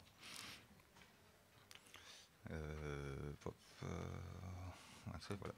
Donc quand j'ai fini mon ancrage, ça donne ça, mais comme j'ai tendance à faire la couleur en même temps, au moment du crayonner, moi ça me permet en tant que dessinateur également des fois de moins pousser mon ancrage, parce que je sais que là je vais plus le pousser à la couleur. Alors qu'avant, quand je faisais pas ma couleur, j'avais tendance à beaucoup plus pousser l'ancrage parce que je ne savais pas ce qu'allait faire la coloriste potentiellement, ou voilà, j'avais envie de remplir. Ça me permet, je pense, d'être légèrement plus efficace. Bon, pas forcément sur cette page, mais... Et voilà, donc après, bon, on parlait de l'organisation, Elvire parlait de l'organisation des calques. Hein. C'est un peu la même chose ici aussi. Sous Clip Studio, on peut avoir... donc on a la définition qui est fixe pour le fichier complet. Par contre, par calque, ça se voit ici. On peut avoir, par exemple, pour l'ancrage, des calques... Enfin, là, je suis sur la bulle, mais pour l'ancrage, on peut avoir des calques qui sont en monochrome. On a 3 réglages, la couleur, le gris et le monochrome. Donc ça doit, j'imagine, alléger le fichier légèrement quand le calque est en monochrome. Surtout, ça permet d'éviter d'avoir... donc là, c'est vraiment du bitmap. Ça permet d'éviter d'avoir du gris ou des nuances pour l'ancrage. Et comme là, je travaille directement dessus, du coup, j'ai pas le souci de... Non, j'ai pas du tout de papier, voilà. C'est sur... j'ai pas besoin de mettre en produit, par exemple, ou autre. Ouais, contrairement dans Photoshop, si on met le trait, en général, on le met en produit pour avoir en dessous la couleur. Quoi. Voilà, et si on part d'un... Enfin, en produit, après, il y a d'autres réglages, je crois, mais si on part d'un fichier, surtout, qui est fait à la main, quoi, t'as pas le choix, quoi. Aussi, bon, je ne sais pas si vous avez déjà été confronté à ça. Avant qu'il y ait l'ordinateur, il y avait 2 types de mise en couleur. Soit on faisait la mise en couleur directement sur l'original, donc c'est de la couleur directe. Voilà, on dessinait, on ancrait, on mettait sa couleur. Ça se fait encore, il y a des auteurs qui travaillent comme ça. Ou soit la mise en couleur, elle était faite à part, c'est-à-dire qu'il y avait la planche dessinée en noir et blanc, au format du dessinateur comme il veut. Et cette page-là, elle était reproduite sur un papier relativement épais, avec un léger grain, avec une encre qui était soit bleue, soit grise. Donc du coup, on appelait ça les bleus. Et ce même ancrage, ce même dessin était reproduit sur un celluloïd qu'on transposait comme ça, avec un bout de scotch en haut, et qu'on soulevait, et on appliquait les couleurs dessus. Donc c'était des bleus de mise en couleur. Et en fait, c'est vrai qu'avec le système de calque de Photoshop, dont on parlait en produit, intellectuellement, c'est à peu près le même principe. On a une feuille où on met nos couleurs, et au-dessus, en calque en produit, il y a le trait qui apparaît. Et là, c'est encore différent. Et là, c'est la même chose, en fait, mais voilà, techniquement, c'est différent, mais ça revient à la même chose. L'avantage, justement, comparé au bleu, quand on travaillait en bleu, du coup, on travaillait vraiment que sur la couleur, on n'avait pas le noir par-dessus, en effet, donc il y avait tout ça dans ce système. Là, on travaille la couleur directement avec le noir, donc les contrastes, on va pouvoir les gérer directement, quoi. Ça, c'est l'avantage de l'informatique en général. Voilà. Après, comme disait Elvire, même principe, hein, bien nommer tous les calques, hein, pour bien se retrouver, surtout que moi, j'en ai, pareil, quand même pas mal. Bon, ouais, là j'ai encore. C'est le même système de calque que dans Photoshop où il y a vraiment des spécificités au niveau des réglages des calques. Il y a d'autres offres. C'est à peu près les mêmes. C'est quasiment les mêmes trucs. Des fois, c'est pas tout à fait les mêmes termes, mais ça revient au même. On trouve les équivalences assez vite. Là, c'est une page, je crois, où j'ai tout en plus. Donc, comme je travaille entièrement là-dessus, dans Clip Studio, quand on travaille le dessin, il y a des outils pour faire les cadres automatiquement. Tu peux nous montrer un petit peu, ouais. Si par exemple, ouais, je vais en faire un nouveau. Ah non, mais le fichier, je travaille pas. Top. Zut. Faudrait que j'ouvre une page. Parce que là, ouais, là j'ai tout aplati. Mais normalement. Non plus. Bon. Normalement, quand on crée. Je dois avoir une page blanche là. Hop. Voilà, on parle de la page blanche. Dans ce cas-là, il y a tout simplement un système de calque qui s'appelle les nouveaux calques de dossier de bordure de cadre, hein, qui va créer automatiquement le cadre. Donc en fait, c'est ton gabarit intérieur de ta page. Là, c'est le gabarit intérieur. il y a l'outil, on avait parlé l'an dernier avec un autre intervenant, hein, mais il y a un outil pour faire les intercases du coup, qui est tout simple. Voilà. Si je veux faire une case là, je fais ça allié, et ainsi de suite. C'est par tous les fenêtres, ou en tant qu'on veut. Voilà, ce qui permet d'avoir directement donc ça crée automatiquement un dossier. Dans ce cas-là, je vais venir sur l'autre. Dans le dossier, c'est là-dedans qu'on met du coup son ancrage. Donc moi, je commence par importer mon découpage que je fais à la main, que là je n'ai pas. Et après, il y a le crayonné qui vient par dessus. Et tout ça, ça se met dans un dossier directement une fois que tu as fait tes interlignages de cases. Ouais. Et après, tu peux recoller dessus. Tout ça, c'est dans le même dossier. Tout ça est dans le même dossier, qui fait que du coup, est-ce que je l'ai... Voilà, qui fait que là, évidemment, on dépasse comme on veut, tout ça, on n'a pas à s'emmerder comme on faisait à la main. Ouais. Moi, j'ai commencé quand je dessinais à la main, c'était la galère pour pas dépasser le cadre et tout ça. Certains dessinateurs le savent bien. Mais voilà, du coup, moi, ça me paraît... Donc c'est pareil pour la couleur, pour en revenir à la couleur surtout à la base. Du coup, moi en couleur, j'utilise pas mal un système qui s'employait pas mal en animation, enfin, en tout cas là où j'ai travaillé, qui est d'avoir une couleur de base pour on y voit mieux.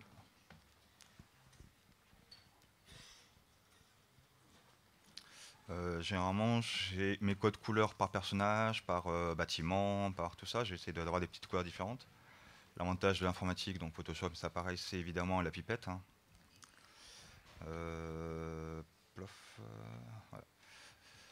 Donc là, j'installe mes couleurs de base, qui sont les mêmes partout. Et par-dessus, je bazarde des...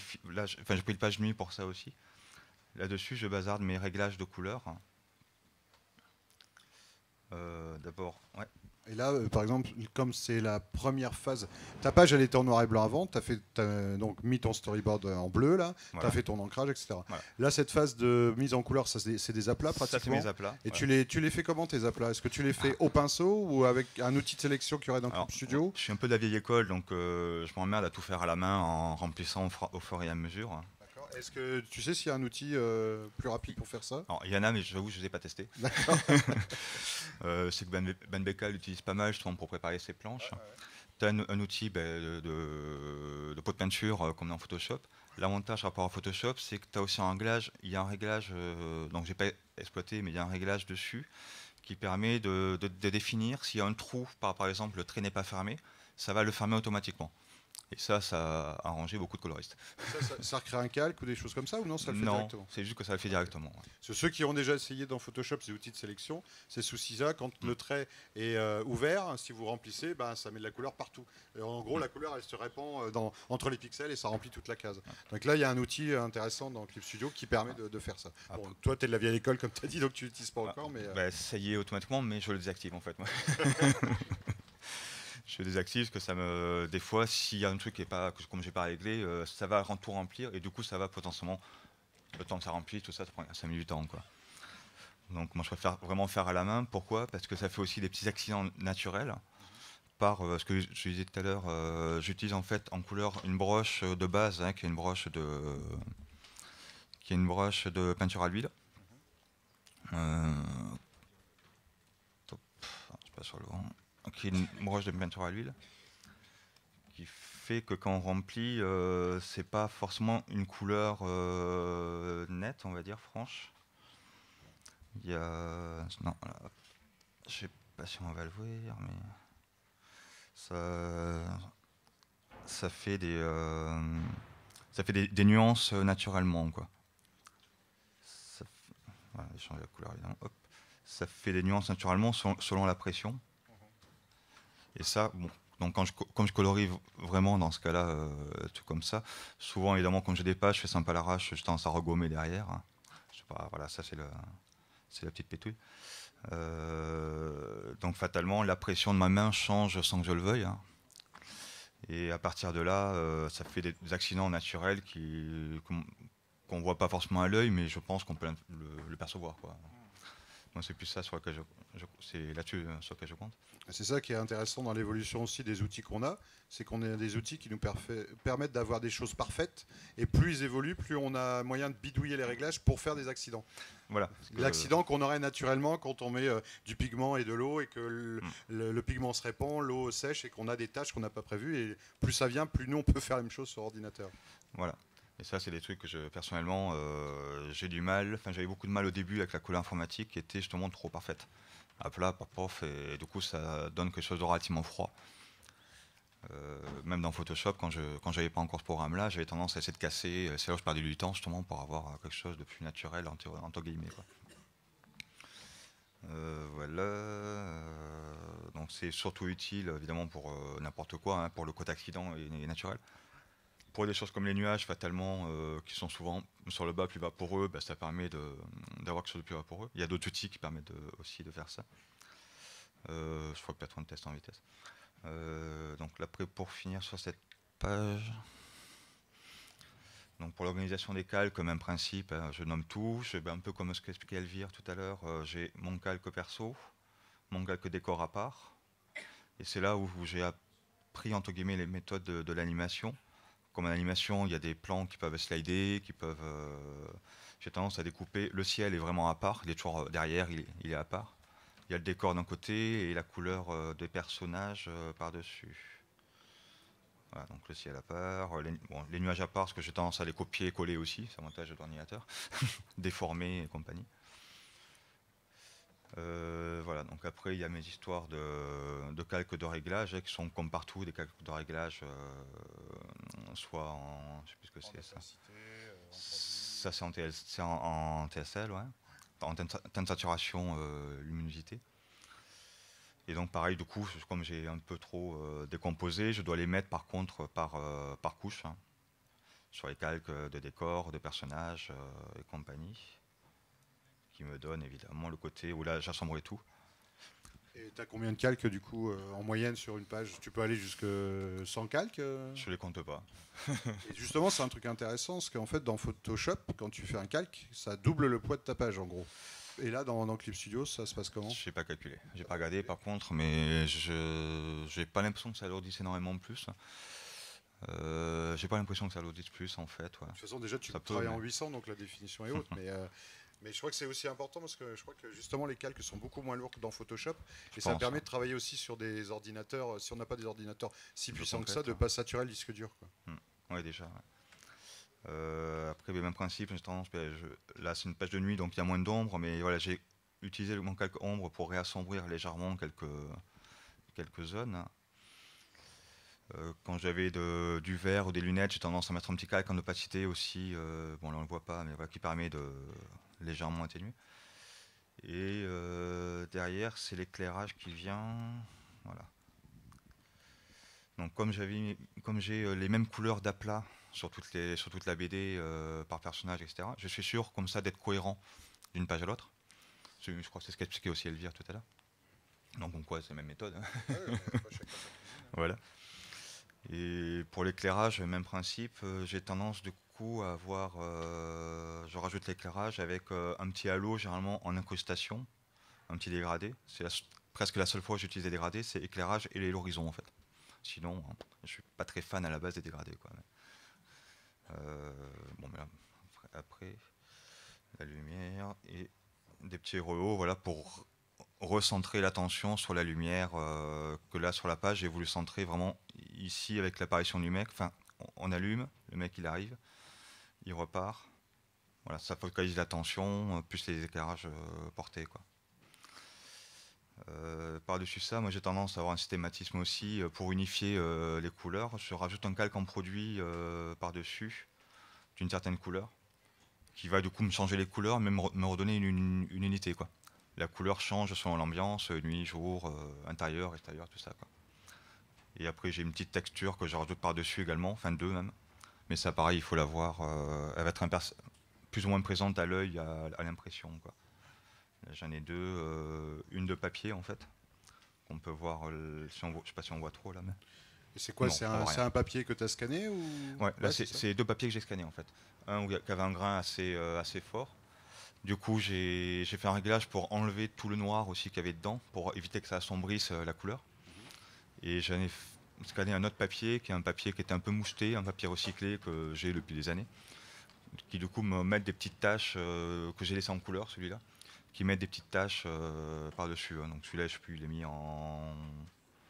Je sais même plus en quoi je l'ai... Sur l'écran, je suis pas sûr. Voilà. Ouais, donc là, c'est ce qui donne voilà. l'effet papier. Voilà. Ça se voit là. Ça va. Voilà, donc c'est les deux textures, donc les petites taches et le grain, quoi. Qui du coup permet de casser aussi ce côté trop parfait des fois de l'informatique. Et ça, là, ça passe que sur la couleur, ça passe pas sur ton trait, cet effet-là. Je le mets en dessous, ouais. Tout ça, j'ai un dossier couleur qui est bien en dessous du trait.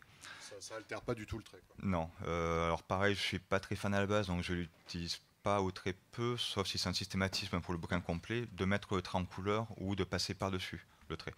Au début de l'informatique, il y avait pas mal de coloristes ou de dessinateurs qui demandaient ça d'ailleurs, qui aimaient bien ces effets-là. C'est là aussi je suis encore à l'ancienne, moi. Hein. J'aime bien justement le côté noir et blanc, et après derrière le côté couleur qui vient par-dessous, quoi.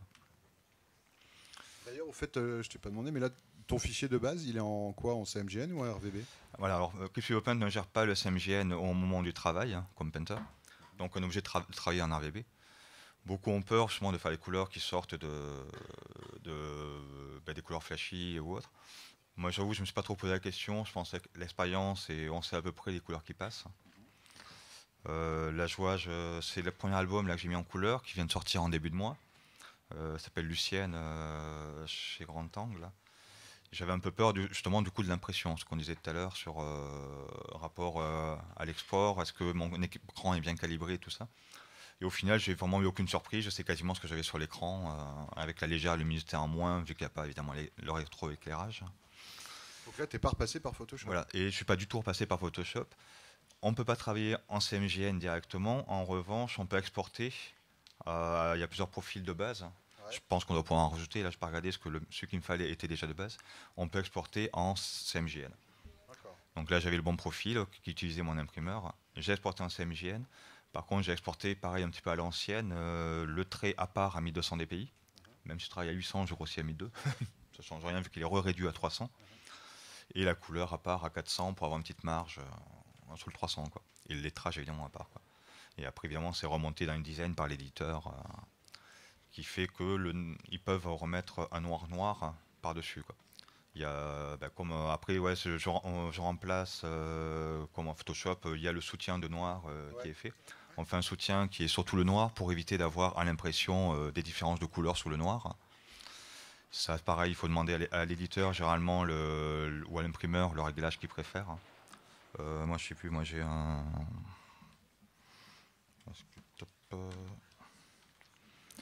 c'est pas celui-là. En fait, pour l'impression, vous avez compris qu'il y a plusieurs éditeurs et ils n'ont pas non plus les mêmes imprimeurs. Et ils n'ont pas non plus les mêmes fonctionnements obligatoirement. Vous allez travailler pour un éditeur, il va vous demander d'un profil déjà, il va vous envoyer un profil colorimétrique, vous le mettez dans votre ordinateur et vous livrez les planches comme ça. Et puis il va vous demander de livrer un fichier où tout est amalgamé, c'est-à-dire que tous les calques et tout, vous aplatissez tout, et le trait noir, il va être légèrement soutenu dans la couleur, c'est-à-dire qu'en général, on récupère le trait noir, on le contraste d'un pixel et on met un mélange d'un gris à 60, 100%, et qui permet aussi d'éviter qu'il y ait des pixels blancs qui se glissent entre le trait noir et la couleur. Et puis on aplatit aussi le noir dedans. Et puis il y a d'autres éditeurs qui vont demander de livrer un fichier où il y aura le trait noir avec le petit gris là, donc soutenu, mais on ne livre pas le noir. Le noir, vraiment, il est livré à part. Donc on livre un fichier seulement couleur avec le soutien, et le trait noir, c'est eux qui le géreront. Comme tu disais tout à l'heure, il y a le trait noir à part. Et puis aussi, on les livre souvent sans le texte. Parce qu'en fait, s'il y a des traductions étrangères, ils veulent avoir les bulles blanches. Et le texte, ils l'ont sur un calque encore à part. C'est ce que j'ai sur l'écran. Ça c'est les exports, justement. Ça, c'est les exports où donc il y a la couleur à part avec le soutien bleu. Gris-bleu, généralement, c'est un gris froid ou un gris chaud selon la demande de l'éditeur. Le texte à part, qui a mis 200, qui sont un peu plus lentement, et le noir et blanc, voilà, donc à l'ancienne. Ça, c'est à l'ancienne. Parce qu'il y a pas mal de coloristes aussi maintenant par l'informatique qui fournissent leurs fichiers tout écrasé en fait. Ça peut se faire. Moi, je fais régulièrement ça. Des fois, on me demande de ne pas le faire, des fois, oui. Et honnêtement, à la pression, il n'y a aucune différence. Ouais, ça, je l'avais fait. La première fois que j'ai travaillé sur informatique, c'était pour la revue de Pavillon Rouge à l'époque.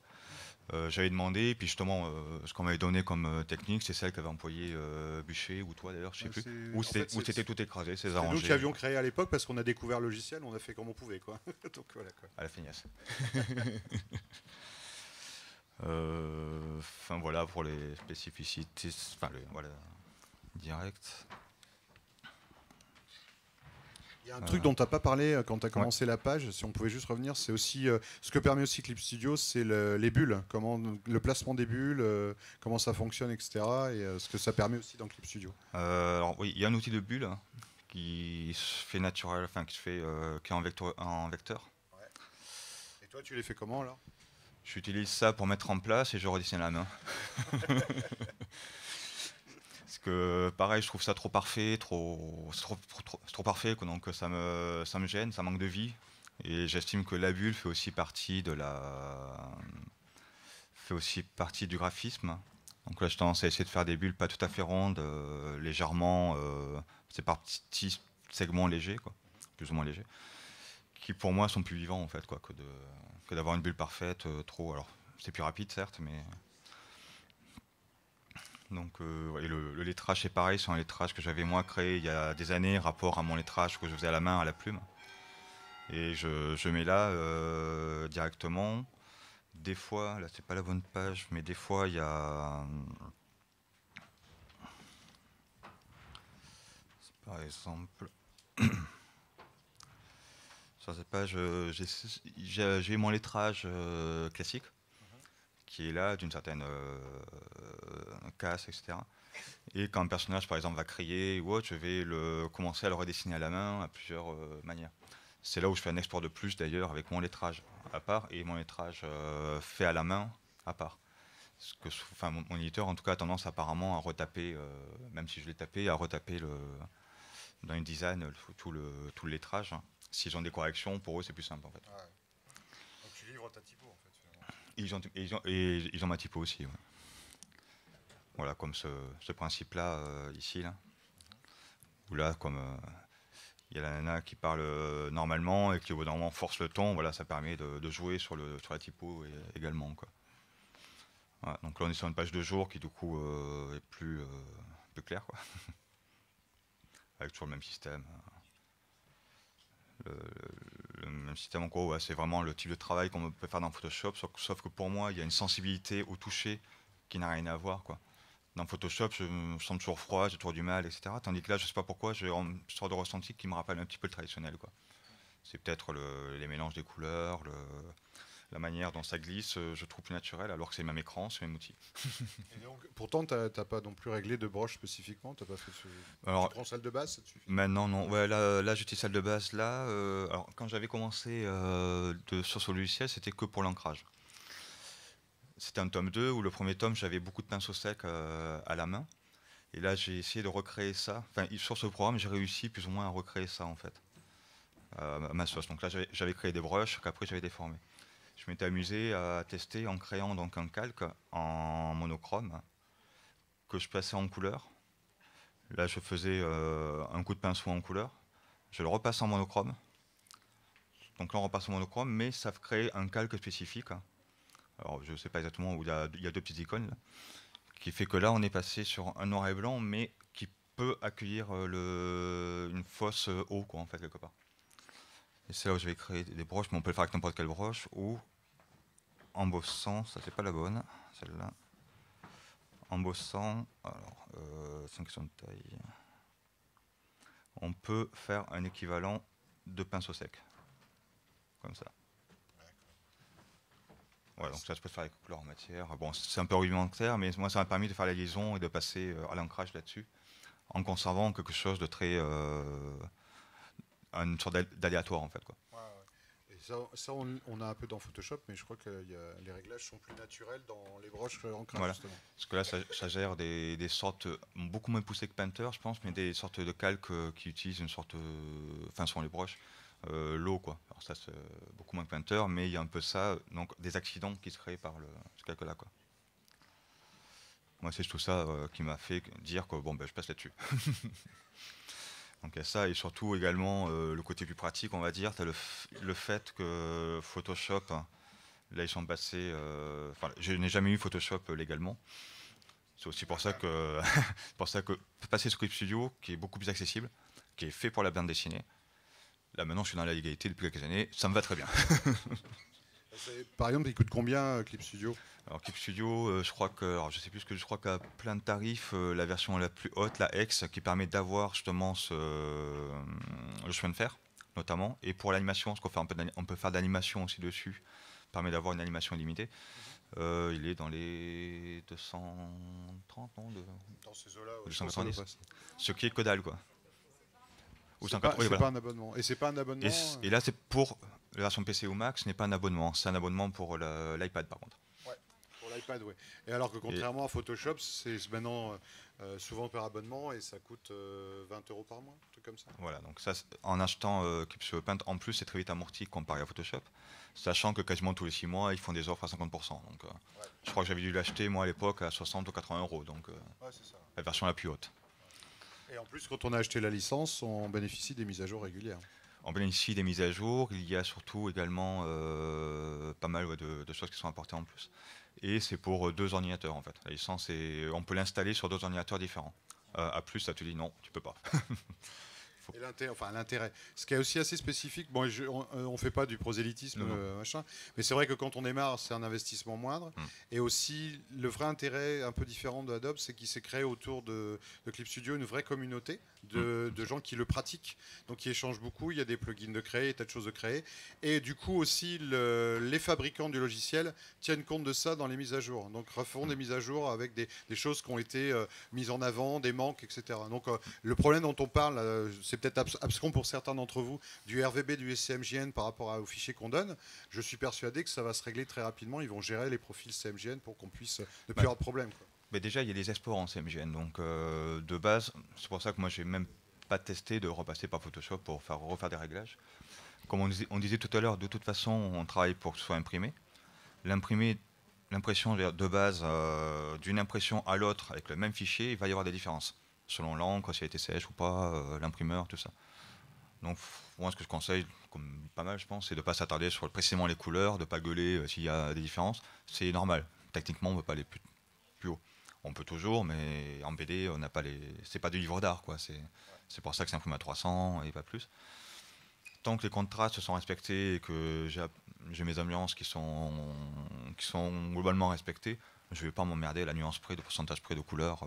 Moi, ça me va, quoi. De toute façon, il n'y a que moi qui le saurai. Et c'est important de le redire aussi. Bon, certains d'entre vous y sont confrontés, mais c'est aussi des discussions qu'on a souvent entre nous. Et puis, il y a une réalité, c'est qu'on imprime sur papier et que même si on va à l'impression, si vous avez la chance d'aller un jour chez l'imprimeur, vous travaillez chez vous dans votre environnement, devant votre ordinateur, avec ses réglages, sa luminosité, la lumière que vous avez dans votre pièce, dans la journée qui rentre par la fenêtre ou vos lampes. Vous êtes habitué, votre œil il est habitué à un truc. Vous allez à l'impression, vous allez chez un imprimeur, c'est un immense bâtiment éclairé par des néons avec des machines qui font du bruit, une lumière complètement différente. La page, elle sort de la machine, vous regardez la page, l'encre n'est pas encore sèche. Donc ce que vous voyez, c'est encore un truc, voilà quoi. Et après, alors vous allez régler 2-3 trucs avec l'imprimeur, remonter ici, remettre un petit peu de rouge ici, machin, on va essayer. Mais après, il faut attendre que ça sèche pour voir réellement le résultat. Et après, il faut que ça soit aussi assemblé pour faire le bouquin, parce que c'est des grandes feuilles. Donc tout ce processus-là, toutes les différentes étapes, font qu'il faut aussi accepter qu'on va perdre quelque chose à 80%. 10 minutes, ouais, ça. Tout à fait, madame, tout de suite. Et donc voilà, c'est aussi un truc qu'on redit souvent parce qu'on s'est beaucoup pris la tête, et c'est des échanges qu'on a eu souvent depuis que l'informatique est arrivée, c'est de dire ouais, on a des trucs parfaits sur écran, on pixel près, puis finalement, bah ouais, il faut savoir juste que là on a ça, et après c'est imprimé sur du papier avec 4 couleurs, que c'est du papier qui va boire, etc. Mais vraiment, moi je disais aussi que finalement, quand on fait une couleur directe à l'aquarelle ou aux encres, on a aussi de la perte. Ah oui, donc voilà, quoi, il faut accepter ce truc-là. On a même plus de pertes, c'est même beaucoup moins contrôlable que sur l'ordinateur, où je pense à terme, à force, on sait à peu près les couleurs qui vont passer et tout ça. Et la pipette fait que si on veut reprendre d'un côté à l'autre. Après, ouais, un dernier truc, j'ai oublié au début. Moi, j'ai tendance à construire mes couleurs là sur la page complète. J'ai trop tout ouvert. Je vais trop vite. J'ai tendance à faire mes couleurs quasiment de format là, en fait, quoi, pour avoir une vue d'ensemble. Donc ça dépasse, c'est pas parfait. Donc, mais j'ai une vue d'ensemble. Évite de zoomer, en fait. Je le fais plus tard, éventuellement, pour voir s'il n'y a pas trop de pétouille, pour cligner 2-3 trucs. Mais j'évite de zoomer au moment où je mets vraiment en place la page. Comme ça, au moins derrière, j'ai vraiment ma vue d'ensemble. Parce que je crois qu'il y en a pas mal. Enfin, il y a à une époque, au début de l'informatique, comme tu disais quelque part, chouette, il y a un zoom. On est à 200%, on passe 3 heures sur un petit détail que tu dézoomes, tu vois plus rien. Tu l'imprimes, tu vois encore moins. Voilà, donc ça évite de perdre du temps. Et même si c'est pas parfait, même si c'est tout qui dépasse, c'est pas grave. Quand on travaillait la main en bleu, ça dépassait, c'était pas grave. Mais je crois que c'est un truc aussi important dans la pratique de nos métiers, c'est que les outils évoluent, mais que ça reste jamais que des outils. Donc il faut aussi avoir la pensée de se dire, ben ouais, retrouvons le geste naturel. On a acquis les outils dont on a besoin dans le logiciel, puis finalement il y a toujours un stylet, donc un crayon ou un pinceau au bout d'une main qui est normalement relié à un cerveau si tout va bien. Et donc voilà, c'est important de se dire, l'outil fait pas tout le travail. Et justement l'idée, c'est rigolo que tu parles de ça, parce que c'est vrai qu'au bout d'un moment, quand on a pris les habitudes logicielles, qu'on sait nos outils, qu'on les utilise de façon machinale, on se met cet espace de travail-là et on arrête de zoomer parce que c'est plus naturel, comme si on était sur du papier. Voilà. On peut se rapprocher du papier, mais on n'aura pas le zoom au pixel sur le papier, quoi. Voilà, c'est ça. Est-ce que vous avez quelques questions ? Juste rapidement, est-ce que tu as des captations vidéo de ton process? Est-ce que c'est possible d'avoir... Oui, j'avais fait quelques captations, j'avais mis un accéléré sur une petite chaîne YouTube. Du coup, et ça c'est ce logiciel-là qui le prend en charge aussi? Okay. Non, par contre, c'est un autre logiciel que j'avais testé, qui est gratuit pour la capture, qui fait un petit peu de montage léger dessus, et là, ça devient payant. Donc je l'ai acheté parce que j'en faisais plusieurs. Un aperçu rapide de ta mise en couleur? Je ne sais pas si Internet. Alors la mise en place, je ne sais pas si je l'ai fait la mise en place. J'avais fait pas mal d'ancrage, en fait, de petites vidéos d'ancrage. Couleur, j'avais dû en faire une, mais je vais en faire d'autres plus tard, je pense, parce que moi, ça me permet derrière de repasser et de revoir, puis bon, ça peut intéresser, quoi. Mais... Une autre question?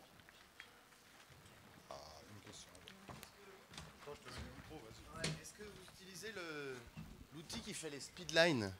Il y a un outil qui fait des speedlines? Moi non. Non. Par contre, oui, voilà, un des gros avantages aussi de Clip Studio pour un dessinateur, c'est qu'il y a des outils de perspective qui sont magnétisés en fait. Ok. Qui nous permettent, si on a un point de perspective qui est à 3 km, on peut le faire, il n'y a pas de souci, quoi. On est loin, ça le fait. Les quelques speedlines que je peux faire, j'utilise un petit peu ce type d'outils de parallèle, mais je les fais moi à la main, quoi. D'accord, ok. Mon truc de parallèle me permet d'être bien droit, entre guillemets. Selon la brush que j'ai, avec la pression de la main, ça va casser le côté trop froid aussi, pareil, de ça, quoi. Mais c'est ce que j'utilise aussi pour les décors, d'ailleurs. À la main, pas mal de dessinateurs font leur décor, ils prennent une règle, puis avec le pinceau, paf, paf, mais c'est un peu naturel parce que le trait du pinceau va... voilà. Là, je fais la même chose, mais en informatique, quoi. C'est exactement la même manière de fonctionner, c'est juste l'outil qui change, quoi. Donc, Une dernière question, peut-être? Non? Ça va? Non? C'est bon? Christelle, une question? Non, je vous en prie. Voilà, donc merci beaucoup Gilles, merci beaucoup Christian, merci beaucoup Celsius Clip Studio Paint pour nous avoir confié des licences. J'en ai déjà distribué quelques-unes. Je vais vous donner celles qui nous restent, donc ces licences d'1 an sur Mac et PC. Alors ça ne marche pas sur iPad Pro. Et donc évidemment, ça sera donné en priorité aux gens qui ont assisté à la masterclass. J'en ai probablement pas assez pour tout le monde. Le monsieur est venu, il a dit, Frédéric, tout le monde est venu tout à l'heure, il a dit, oh mon Dieu, mais il y a trop de monde. Donc voilà, donc ça sera les premiers. Vous jetez pas sur moi s'il vous plaît, mais voilà. Et sinon, je vous invite aussi à regarder celle qu'on avait fait l'année dernière avec Benjamin Beneteau, qui nous avait beaucoup plus montré comment il se servait de Clip Studio Paint sur son iPad pour l'ancrage. Voilà, parce qu'il travaille que sur iPad et tous les Michel Vaillant qu'il fait, il les réalise entièrement sur iPad Pro. Donc voilà, ce sont des logiciels qui permettent de faire ça complètement. Voilà, merci beaucoup en tout cas.